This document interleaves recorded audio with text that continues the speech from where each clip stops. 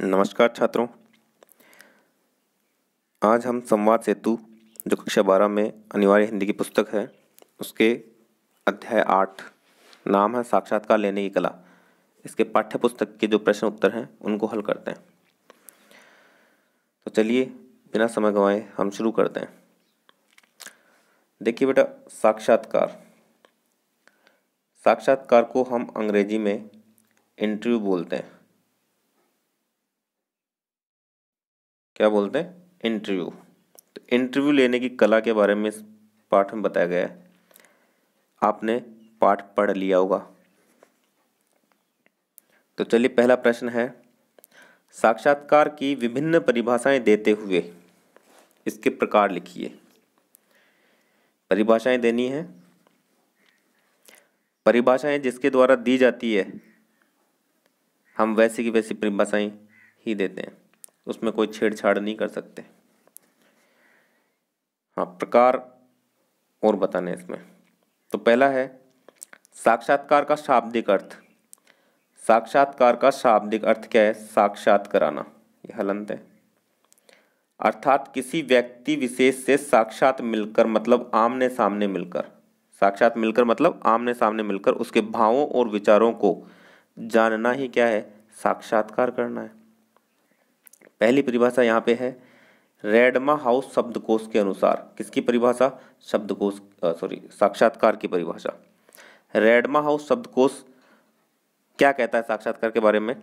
देखिए, साक्षात्कार उस वार्ता अथवा भेंट को कहा गया है जिसमें संवाददाता मतलब पत्रकार या लेखक किसी व्यक्ति या किन्हीं व्यक्तियों के सवाल जवाब के आधार पर किसी समाचार पत्र में प्रकाशन के लिए अथवा टेलीविजन पर प्रसारण हेतु सामग्री एकत्र करता है। वो क्या होता है? साक्षात्कार। अगली परिभाषा दी गई है कन्हैयालाल मिश्र प्रभाकर के अनुसार। कन्हैयालाल मिश्र प्रभाकर हिंदी के लेखक हैं। इन्होंने क्या कहा है कि मैंने इंटरव्यू के लिए वर्षों पहले एक शब्द रचा था, अंतरव्यू। मैंने कहा था ना अंग्रेजी में साक्षात्कार को क्या कहते हैं? इंटरव्यू। इन्होंने इंटरव्यू के लिए वर्षों पहले एक शब्द रचा था, अंतरव्यू। मेरा भाव है, मेरा भाव मतलब कब इनका कन्हैयालाल मिश्र जी का, इन्होंने कहा है मेरा भाव है कि इंटरव्यू के द्वारा हम सामने वाले के अंतर में एक व्यूह रचना करते हैं। मतलब यह है कि दूसरा उससे बचा ना सके जो हम उससे पाना चाहते हैं। यह एक तरह का युद्ध है और इंटरव्यू हमारी रणनीति मतलब व्यूह रचना है, अगला उसे बचा ना सके। इस प्रकार के इंटरव्यू में प्रश्न किए जाते हैं कि वो सोच भी नहीं सकता, बाल की खाल निकाल ली जाती है प्रश्न में से प्रश्न कर करके। अब प्रश्न का दूसरा पार्ट था कि साक्षात्कार के कितने प्रकार हैं।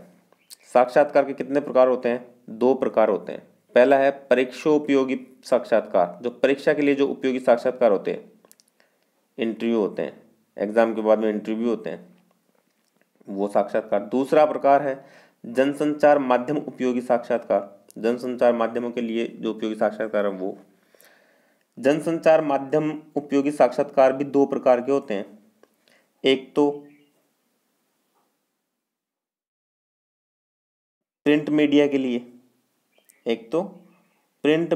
लिए, अखबार पत्रिकाओं के लिए साक्षात्कार, और दूसरा प्रकार है जनसंचार माध्यम उपयोगी साक्षात्कार का इलेक्ट्रॉनिक मीडिया के लिए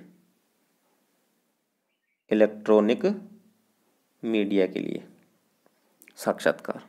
जनसंचार माध्यम उपयोगी साक्षात्कार 2 प्रकार के होते हैं, प्रिंट मीडिया के लिए साक्षात्कार और दूसरा है इलेक्ट्रॉनिक मीडिया के लिए साक्षात्कार। अगला प्रश्न है एक अच्छे साक्षात्कारकर्ता के गुणों पर प्रकाश डालिए। तो साक्षात्कारकर्ता में कौन कौन से गुण होने चाहिए उसके बारे में इस प्रश्न में पूछा गया है। अच्छे साक्षात्कारकर्ता में निम्नलिखित गुण होने चाहिए। यह शुद्ध है कर्ता, ऐसे करना। गुण कौन कौन से होने चाहिए? एक तो विनम्रता का गुण होना चाहिए, लेखन शक्ति का गुण भी होना चाहिए, लिखना भी आना चाहिए उसे, जिज्ञासा होनी चाहिए, जानने का इच्छुक होना चाहिए वो, वाक योग्यता, बोलने की शक्ति होनी चाहिए, उसमें बोलने की योग्यता होनी चाहिए। भाषा पर उसका अधिकार होना चाहिए, उसे लिखना भी आना चाहिए, बोलना भी आना चाहिए। बातें निकालने की कला भी आनी चाहिए, बात में से बात निकालने की कला भी आनी चाहिए। सुनने का धैर्य भी होना चाहिए, ये भी बहुत महत्वपूर्ण गुण है किसका, साक्षात्कारकर्ता का। अगर साक्षात्कारकर्ता साक्षात्कारदाता से साक्षात्कार ले रहा है, इंटरव्यू ले रहा है उसका, तो उसका जवाब, जब वो प्रश्न करता है तो उसका जवाब सुनने की उसमें हिम्मत होनी चाहिए, धैर्य होना चाहिए।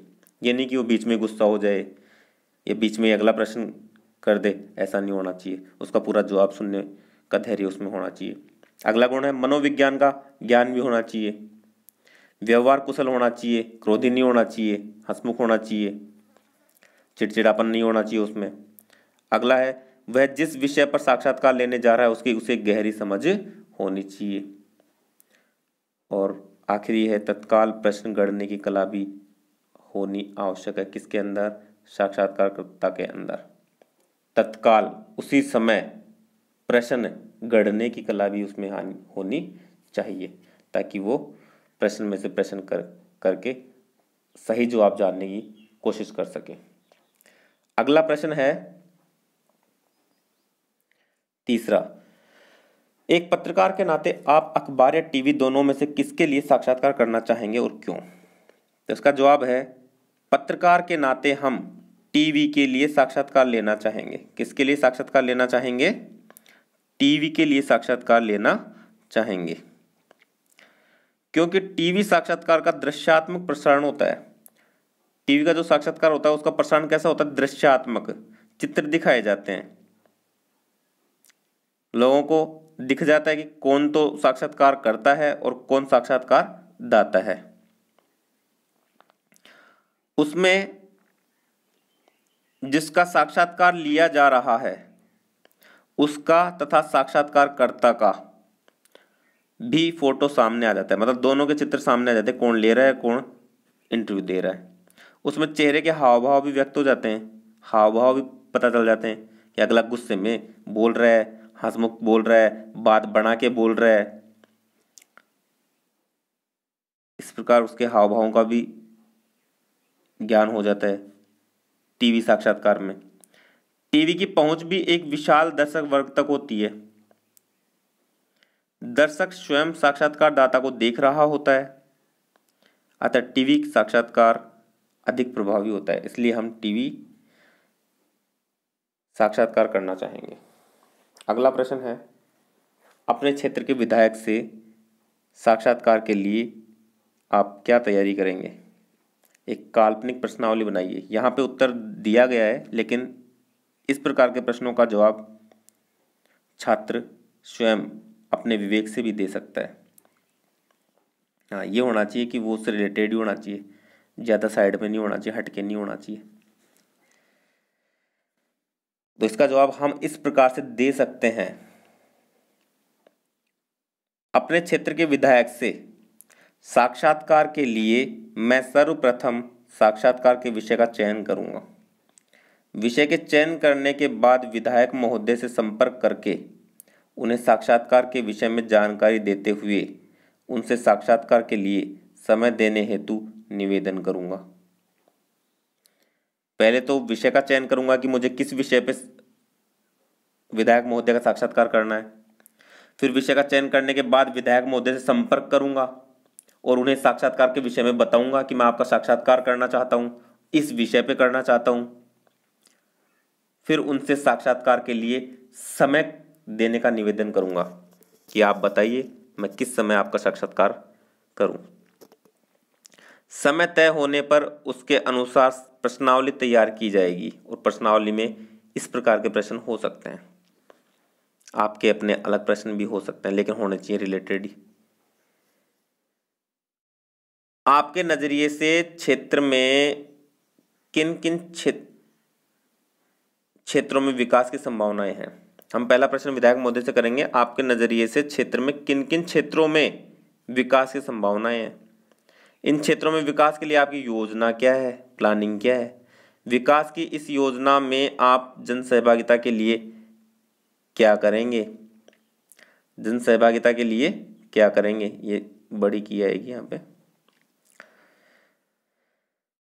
संपूर्ण योजना क्रियान्वित की समय सीमा क्या होगी, कब तक इस योजना पर काम कर लिया जाएगा, योजना के दूरगामी प्रभाव क्या होंगे कि आगे चलकर इस योजना के अच्छे और बुरे क्या प्रभाव पड़ेंगे, उनके बारे में भी हम साक्षात्कारकर्ता में विधायक मुद्दे से जानने की कोशिश करेंगे। इस पाठ का अंतिम प्रश्न है, साक्षात्कार का प्रमुख आधार संवाद है। संवाद मतलब डायलॉग। साक्षात्कार का प्रमुख आधार क्या है, संवाद। इस कथन को स्पष्ट करना है।